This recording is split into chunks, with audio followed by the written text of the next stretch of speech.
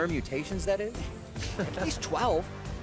We got LeBlanc and Zach Band right off the bat, so getting rid of Cho'Gath as well. Premier jungler on this patch. And I don't think Moon's Cho'Gath was like, that big of an influence over last game, but just the locket shields in some of the late game team fights, big enough reason to get rid of him. Still beat Cho'Gath once he gets a few stacks under his belt, or in his belly. Last few bans here on the Phase 1. Maokai, and possibly a Caitlyn here coming in from FlyQuest. Pretty surprising, actually, to see the Cho'Gath and the Maokai bans as a blue side Immortals. Kind of speaks to the fact that they may not be super comfortable on those picks. That's right. Maybe Immortals a little bit behind on the times. Coming into this week, need a little bit more time to prep those two, because Maokai and Cho'Gath, I think a lot of other teams are take them whenever they're up and put them in the top lane or the jungle. So banning both of those really takes away your flexibility, but they do get the Thresh for Orlane. What next? I would say That why not? It get finally through picks and bans. Not sure when the last time that really was, but Gragas as well for Moon. They get a pretty good amount of power here to pick up and start off.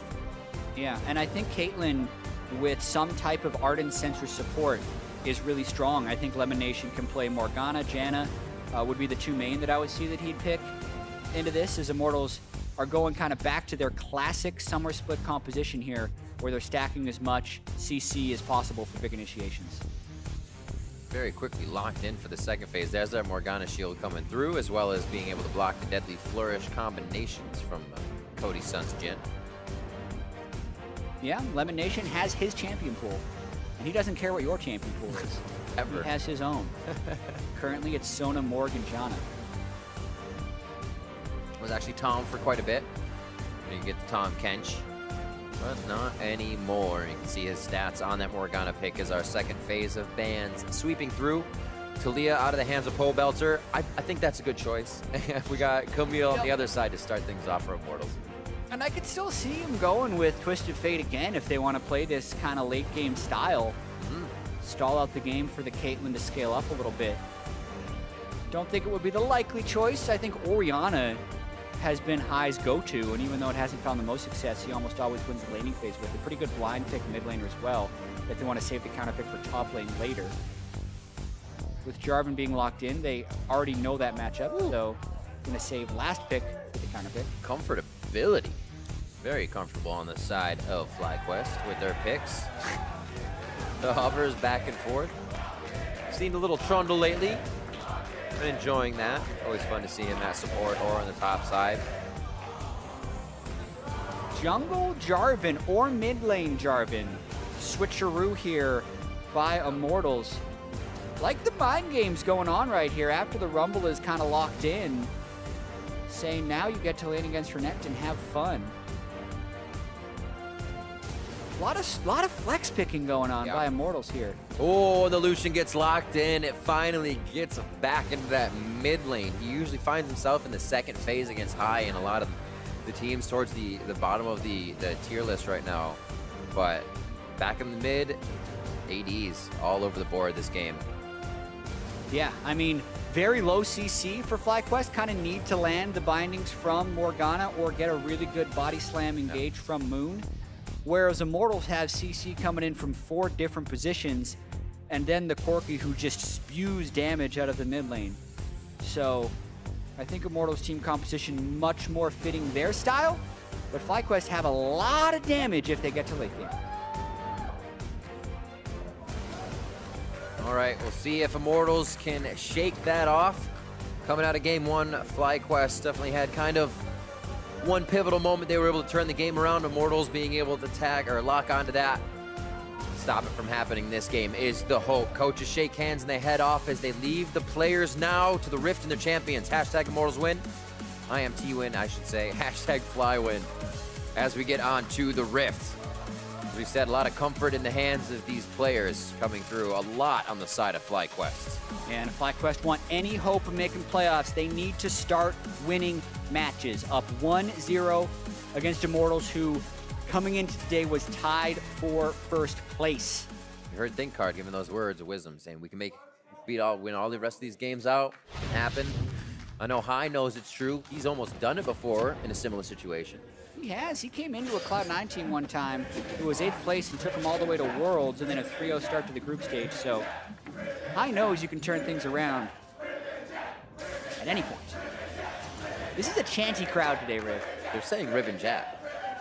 I can never really hear through the headset. But we absolutely love all of you, so it's we'll see what happens here. Now it is time to cheer for the players. Immortals and FlyQuest onto the Rift. We'll have to see who can get that first blood. It was a tough lane for Hai last time, but he looks to give that same medicine back to Pobelter with this Lucian pick here. Doran shield so they can keep going at it. Yeah. Sustain up, elimination, the level 1 roam. Boom. Got him, coach.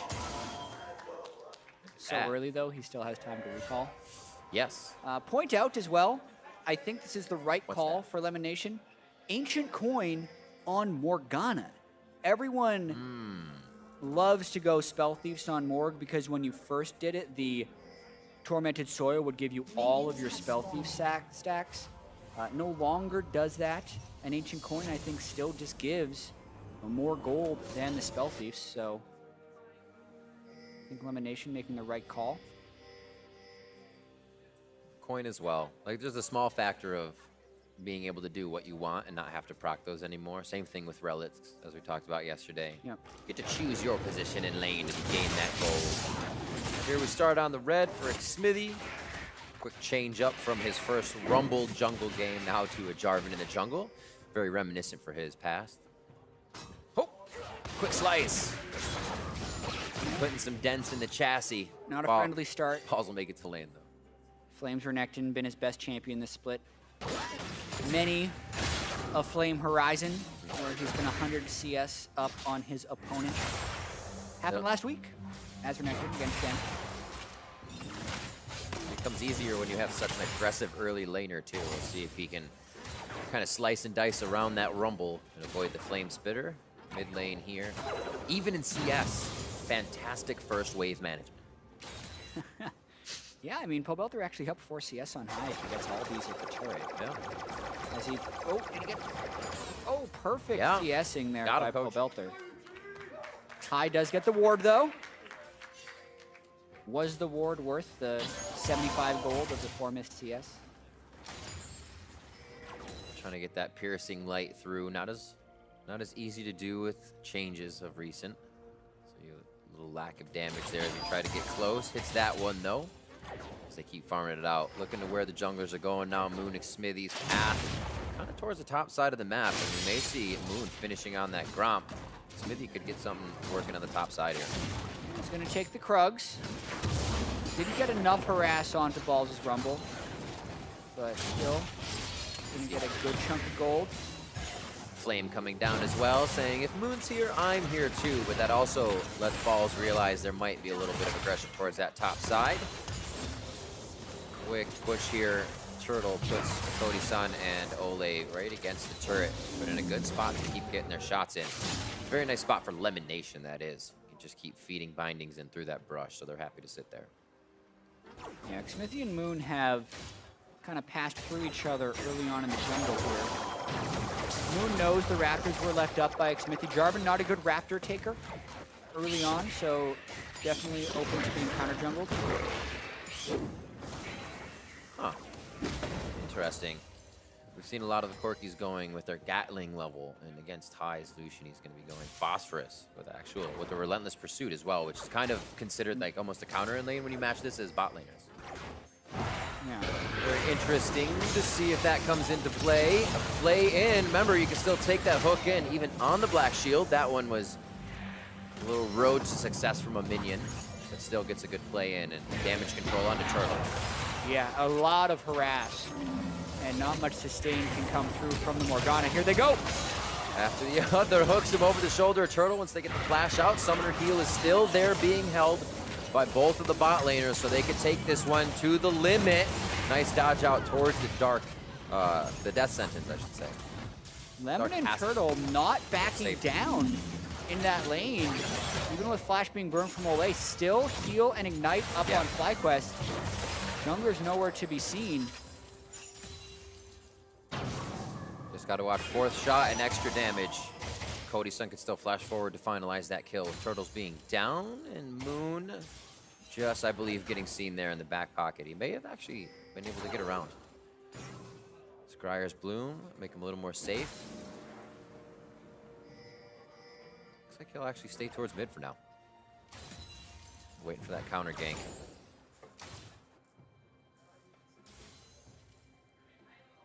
Yeah, Elimination with the greedy buy. Did this last game as well. Early recall to upgrade his Ancient Coin to a Nomad's Medallion. Increases the amount of gold he gets from the coin drops. Now gets 40 gold on the coin drops. Like that call. You don't need to win in CS to win lane, as long as you get more gold than your opponent. My teammates will beg to differ, Dad. They'll see the CS is down, they're like, what are you doing? You're like, bro, I know I'm up in gold, you can't see it. Hey, bro. Yeah, that's how Elimination talks. You can tell. See, we have a back from Lemon, actually spends quite a bit of gold for, I'm sorry, a back from Turtle, spends quite a bit of gold. He just gets some quick wards down. Mismatch is known, so Immortals takes that time to get some aggression for themselves. Onto that top side, possibly a flag and drag here. They're just kind of waiting to see what he does. Like, will he blow his flash? Maybe he will. No, he holds it, balls nose, dead to rights. Yeah, you've seen Rumbles try and make that cheeky flash over the wall. Then he said, you know, Xmithie saved all of his spells. He would just chase me. Better to save the flash for later. And who else than to give first blood to the top lane Renekton? Flame is going to feel very good coming back into this one. Already armor stacking over on the side of balls. Not going to hurt the early game, but it is Tabby's into another cloth armor. Yeah, good luck up here, man.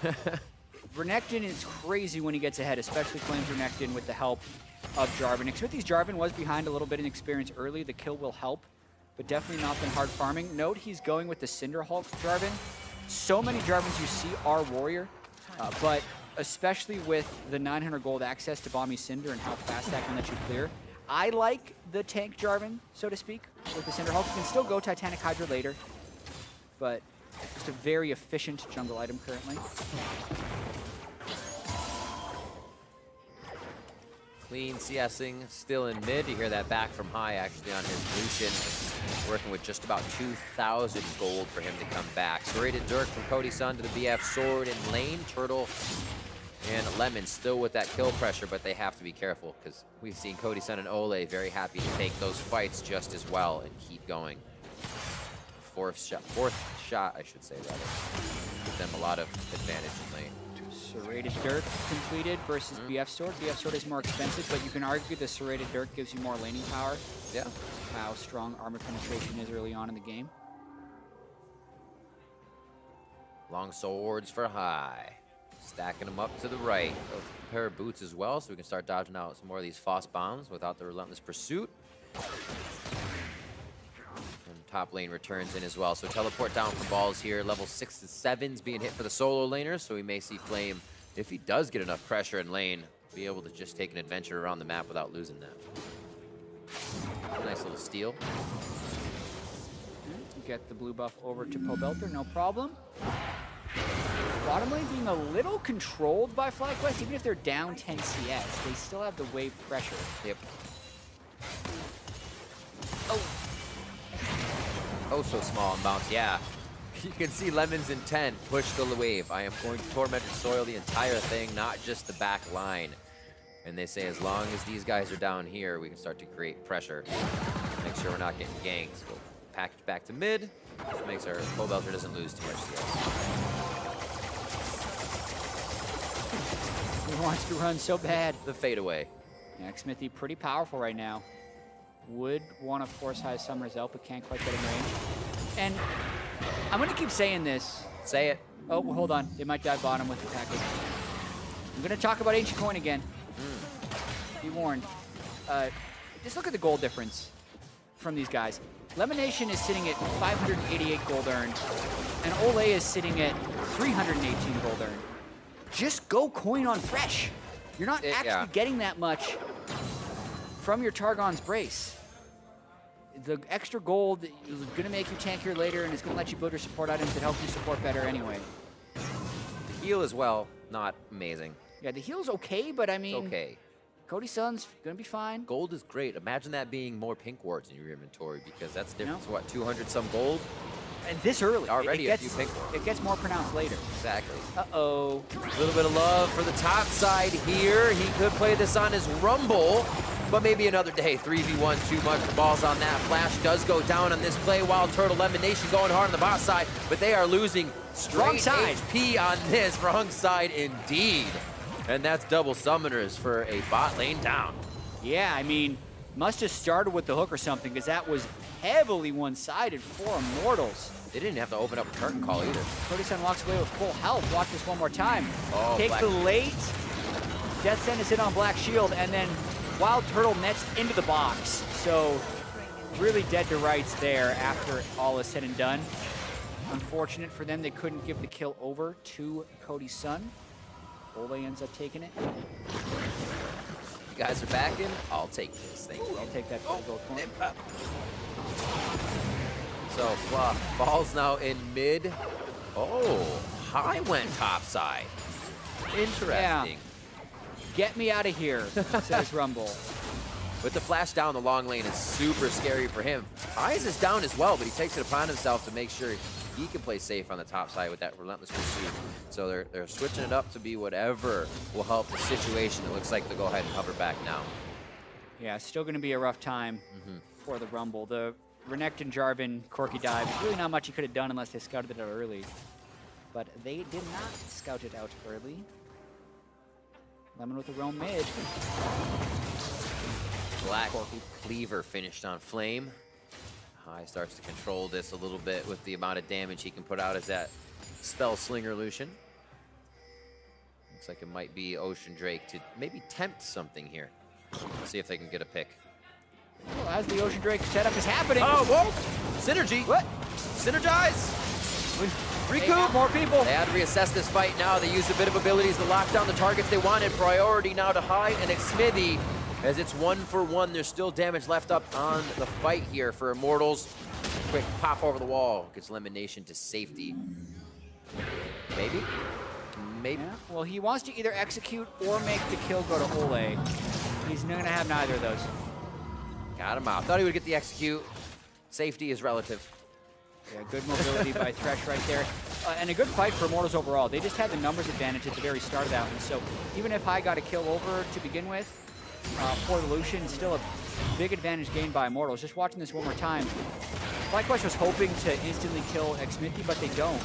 And then they're in enemy territory, and their Rumble is just not there yet, whereas Renekton can teleport in to the Jarvan standard right in the middle of the fight.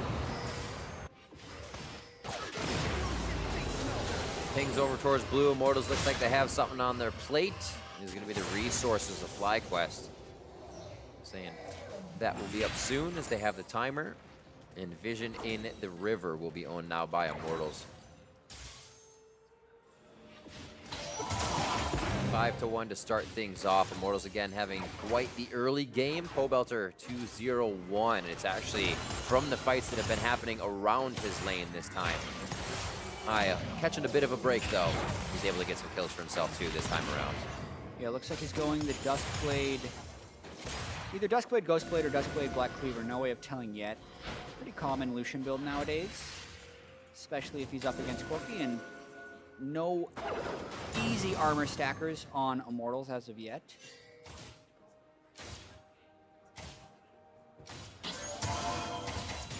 Such a calm game. There have been a lot of kills.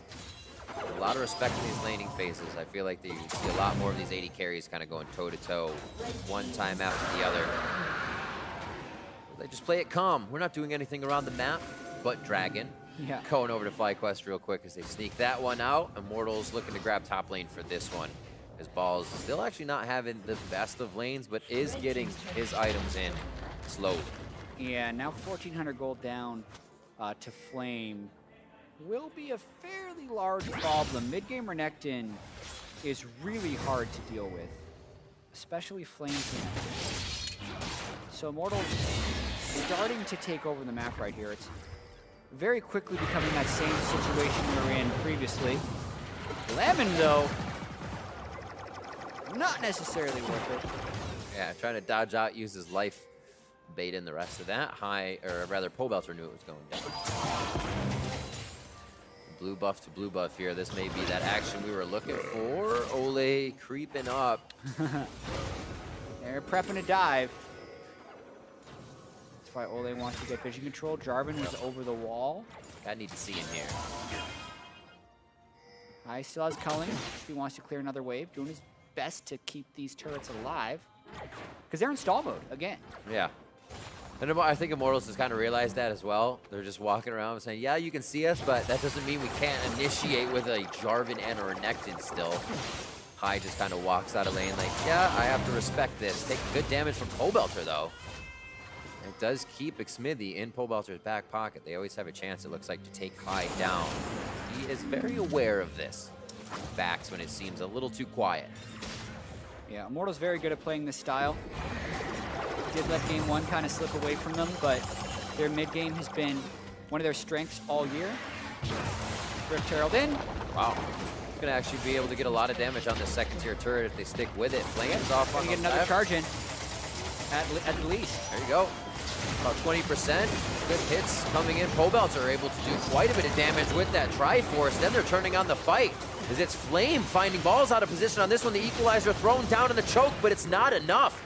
Flame rolls out on that like a slip and slide, but he is going to be caught by High and Moon now. Curtain call to save him. They have so much utility that's not in the fight. Cody Sun can fire from the back line. Ole, a sliver of help from going down, tries to save himself. And the team now has to bail on this one. They call Cody back from the turtle fight, and they are going to make their way towards mid.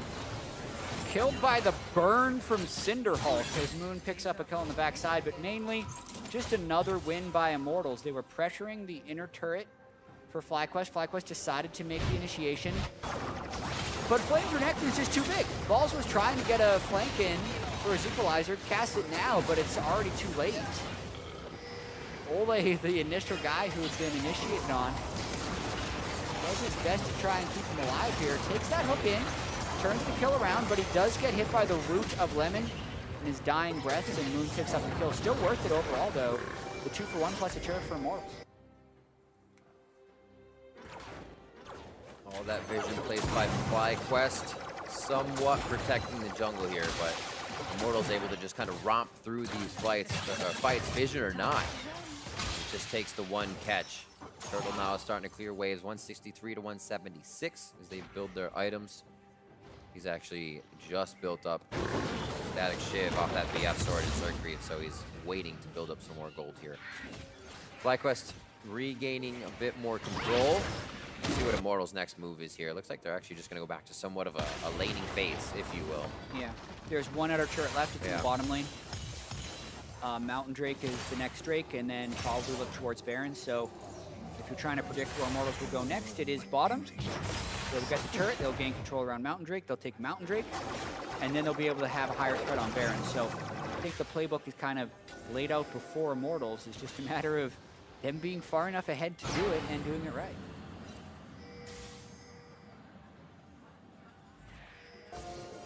Solo ward missions coming in from the Black Shield and Lemon Nation. 1 minute on to Baron, just about the same coming in for our next Drake. Cody Sun skirting the edge of death there for a moment as he tries to face High. That solo experience in CS and lane made High pretty big, but once you put him in a 2v1, things get a bit trickier. Able to dodge out of this. Black Shield coming through. Deflated, power up, flash forward from Pobelter. Has the Valkyrie to get himself back into a good situation. He's going to be able to zero out Lemon. The hit from Soul Shackles locks him up just for a moment, though. Explosive Cask is back. This long fight going in favor of Immortals now as they just able to whittle down FlyQuest towards the bottom side of the map. And Riv, Immortals is really good. They knew where they had to go next. I agree. They sent everyone there, and they made it work. FlyQuest, sure, High tried to make a play to stop the Immortals collapse bottom from happening, but where was the rest of the team? If they were ready for Immortals to collapse bottom side, they would have had people bottom side. But Flame had pushed out the top lane. They were still trying to defend the inner turret in the mid lane, and Immortals are just so far ahead of tempo, and they're punishing FlyQuest for it. And look at the push from Flame as well. He is going to match this top turret with that wave coming in. He pushed up mid, so they have to respect it. Here's the fight again. Yeah, Ole's Thresh. You can see why it's worthy of a first pick right there. Kind of holding High in place. before the curtain called, and Pobelter Says no. says, whose Black Shield is this? I don't care, I'm just gonna kill him anyway. Still does 20% physical damage with his auto attacks. That's enough to cut through. Like Smith then locks in Moon, allows Pobelter to just unleash the damage, and a triple kill to a Corki in this stage of the game is very scary. You're feeling pretty good. Had a great Talia play last game. The Corki coming out to a 5-0 and 3 this time. It happened much differently though. It's been all around the map for Immortals this time, as it was mid lane control for Pobelter in game 1. I still have to remember, it came down to those objectives, is where FlyQuest was able to get under Immortals' skin. It seems like they've been staying away from that this game, and really just working the pressure they have on the map towards the turrets. Pobelter been playing really well. And just like we talked about, Riv, get bottom, get Mountain Drake. You know what's coming next? Baron pressure. Baron pressure.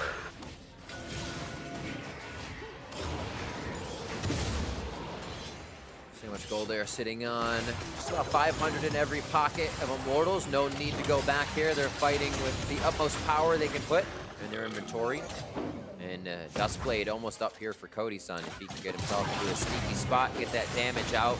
Looks like the team will just brute force mid here. The things they can do after they've been set up in FlyQuest is spread a little thin to clear out the waves. Yeah, the one thing Immortals would be lacking would be control wars, but they have so much raw power. They might just take these outer turrets before even thinking about Barons, forcing the equalizer out at least. They're only lacking control wars because they don't have a coin. No, I'm just kidding. Just kidding. They'd be up 500 more gold with fresh ammunition coin. Oh, let's say FlyQuest might be up a few more gold pieces after a kill there. 015 Smithy will still be taken down for a bit of global gold. Oh, he is very close to toying with death. He gets himself now to a safe spot, as Pobelter wouldn't have been able to do much for him there. Pushing turrets up, or pushing the minions up to the turrets here. Again, they cannot be stopped. And FlyQuest kind of reminiscing at this point in the game of what they did last game. We'll push a little bit, but towards the base is where we're going to have to fight them on those stairs. Yeah, I mean, the largest deficit FlyQuest faced in game 1 was about 8.8 thousand gold. They're approaching that point at 22 minutes. In game 1, that didn't happen until about 35 minutes. So a much more impressive early game this time by Immortals. As we mentioned in the draft, I mean, Immortals took the champions that they've been best at. Sure, there's the Cho'Gath and the Maokai that are kind of throwing this patch in a little bit of flux, and lethality builds you can do. But Immortals are picking what they're most comfortable with. Cody's son's a good Jhin player. He can adapt to the lethality build very quickly. And they're not comfortable with Maokai or Cho'Gath yet, so they just banned him out. And they can flex that Jarvan, which was the Rumble pick for Balls. They thought that was going to be a much better matchup for him, and a Renekton comes out in the end for Flame. A lot of versatility, even if they aren't matching what's in the meta. What feels comfortable to them seems to be working for Immortals. They still look for the top of those standings here towards the end of the split. They look for a few more kills now, routing FlyQuest in their own jungle. A lot of ward wars going down here, so FlyQuest seems to have a bit of the vision upper hand. It's Immortals being timid, but also taking their chances when the window's open. Yeah, and there's not many windows they have to get vision here. Flame with teleport, undealable. So they just have to let him push. Everyone on Immortals buys their control wards. Oh! With this side. The rapid fire cannon Trinity Force shot from Pobelter. Wow. He gets to hang out in lane by himself now. Figures he can just about take just about any member on the side of FlyQuest if they can't get a partner there in time. Flame pushing up mid. Bot lane is actually just going to fizzle out here as Ball's got that push up, and now he's got to rotate up. Baron being started by Immortals. Yeah, and there's so much fear of checking in this jungle because of Thresh. Moon knows it's a steal attempt, though. He's trying to go, not going to make it. Oh, locked up and stopped. Ruthless Predator, and then Moon goes down, even trying to flash forward out of the situation. High towards the top side, so the team's a little split, but the traps are laid, and Immortals is slowed. They don't have the waves just yet to push in this Baron, but they're right behind them. Yeah, total control by Immortals. Nice Baron play right there.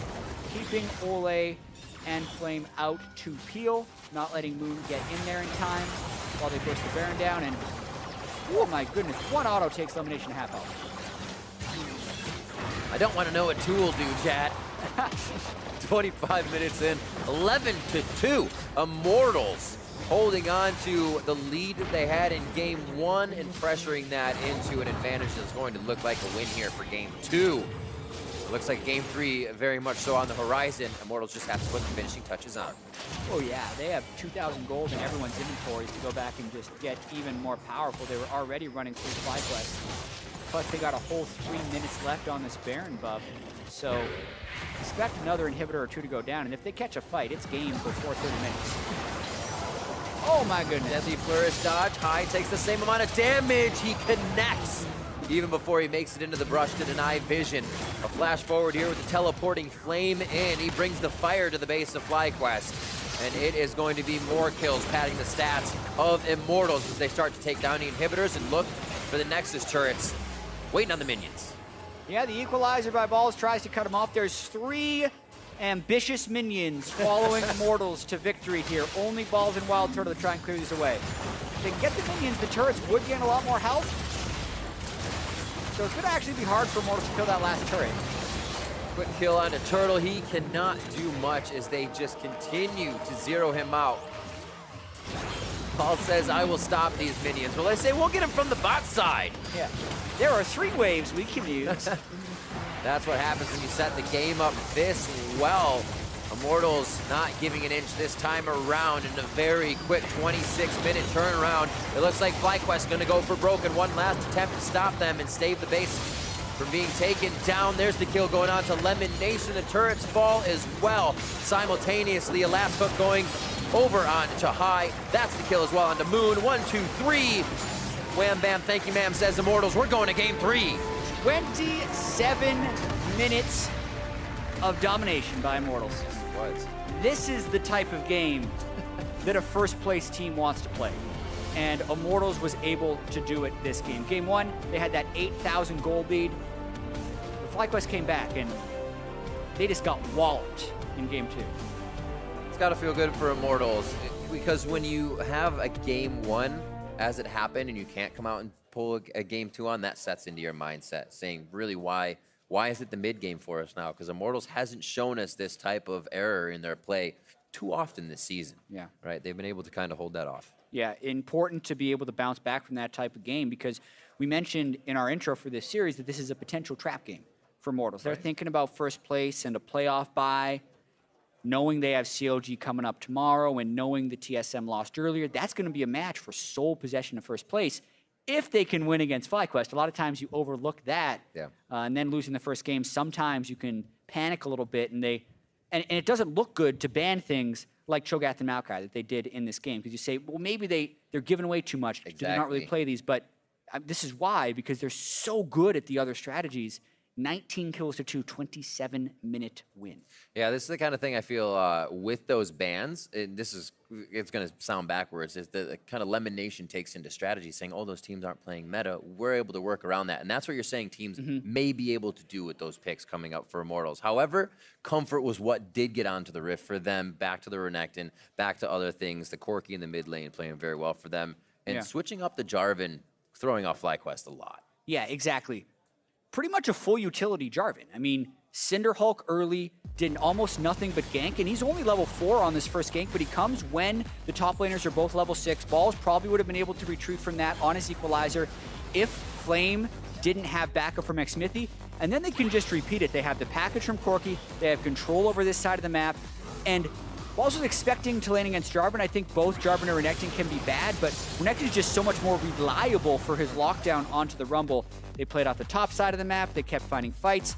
You can see the Corki did all the damage because that's kind of what Corki does, but this type of incredibly CC-heavy pick composition from Immortals that relies on vision control and denial has been what's got them to first place.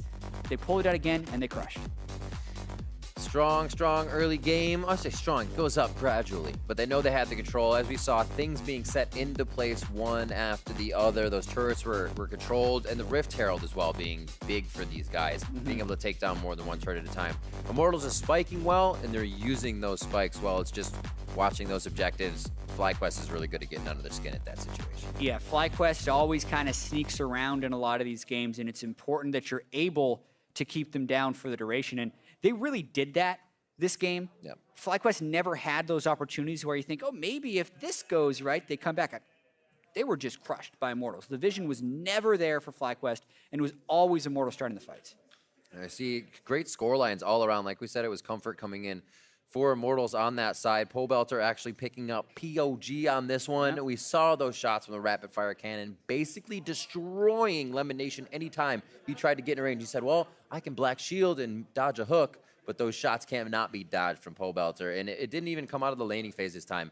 The team was roaming. He had to help get to those kills in the early part of the game. Exactly. The usage of the package on Corki was very effective. It helped get the top lane rolling ahead. Main contributor as far as objective control as well. Highest kill participation on the team in something which is hard to do when you have a Thresh and a Jarvan roaming around, right? So he was doing all of it. And he may have had a chance of getting in game one because he's had highest number in laning phase both games. This one, though, he just converted much more strongly. We'll see if Immortals can repeat heading into game 3. The games start coming, and they don't stop coming. So meet us back here for the series conclusion of FlyQuest versus Immortals. Don't touch that browser.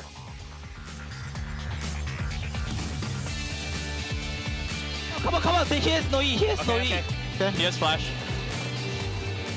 Try and get him. Oh, wow. I can go for him still. Yep. Water. Yep. A ward here. Hey, Caitlyn top. Stop them. Caitlyn top. And the TPing is You fine. Keep going forward. Hey, no Caitlyn, keep going. Yeah. He cancel TP. I cancel too. Okay. I go mid. Nice.